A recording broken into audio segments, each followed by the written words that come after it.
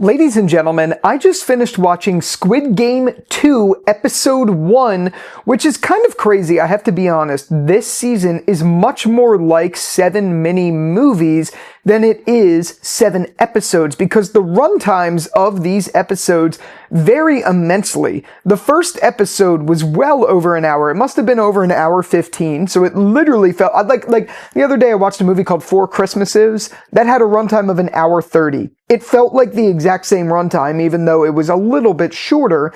So, I don't know, like, these are episodes for sure, but they're also just much longer and feel more cinematic. And mind you, at this time of recording, I've only seen the first episode and a little bit of the second episode, so I haven't gotten really far, but I do have to tell you, that first episode was really good. It had its moments, like any show. I feel like a lot of shows produced by Netflix have a couple moments in there that are just a little, like, childish or weird. I know that's a little random, but that's how I kind of felt about this episode. There was a couple things in there, but then again, I am also watching the English dub, and the English dub is actually, like, really funny sometimes, because you could tell there's difference in mannerisms and the way people communicate between different languages. So it's really funny when you have a moment that clearly is not how the people in Korean intended it to be, but then in English it's like the most over-exaggerated thing. That happened a lot here. So that's a small thing out of the way. I don't want to like go too deeply into that, but I do have to say I like where they picked up the story compared to what we got last season. I like where it started. I feel like it now has like a very defined mission for this season, and though a lot of me thinks Squid Game was meant to be just like a one-season thing, but the demand changed a lot of that, I think they really put something together so far that is intriguing to watch. It doesn't seem like it's going to be better than the first season. I could be wrong. There's a lot of room for it to grow, but as of me recording this, it was good. It was a good follow-up, is what I should say. Like, it really was solid. So what we got in this episode was an immediate follow-up from where the show left us off in season 1, where Sung goes essentially about to go on the plane, but then he gets a call from one of the people telling him that he better board the plane, but he doesn't board the plane, and he had pink hair for some reason, which made no sense, and we still didn't really get an answer about that in this episode, but it picks up right there. So immediately following that call, he comes back, and then he sets his life on a mission to essentially get back into the game. And we see over time, it has been 2 years. And over those span of 2 years, there's been 2 games, I think, or maybe this is the second game event.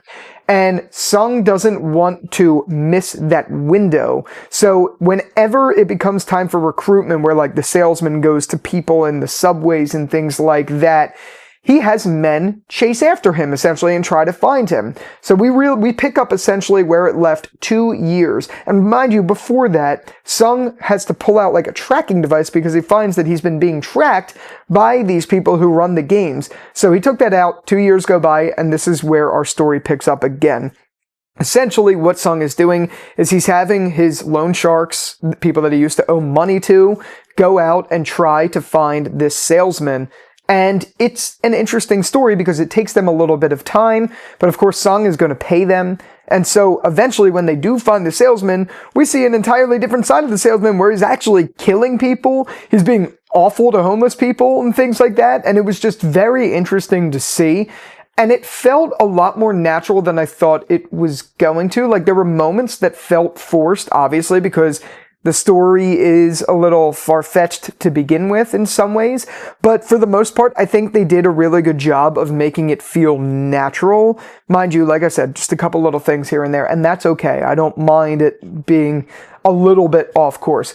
Anyway, from there, we see 2 of the guys that Sung hired to track down the salesman finally catch up to him, but then the salesman goes nuts and ballistic and plays Russian roulette with these guys until he literally kills them, pretty much deliberately, obviously. Actually, not pretty much, 100% deliberately, which is crazy. And then later on in the episode, when eventually Sung does find the salesman, they also have a game of Russian roulette, and oddly enough, the salesman is the last of the 6 in the chamber. Like, he knows he's going to die if he shoots the gun, and he shoots it and kills himself. And I was like, Okay, it's a little interesting. I don't know why you would do that.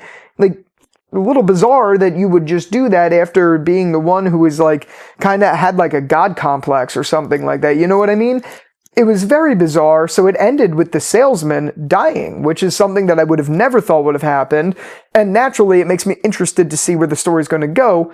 I totally forgot to mention along this way, we also see the follow-up from the frontman's brother, whose name is escaping me.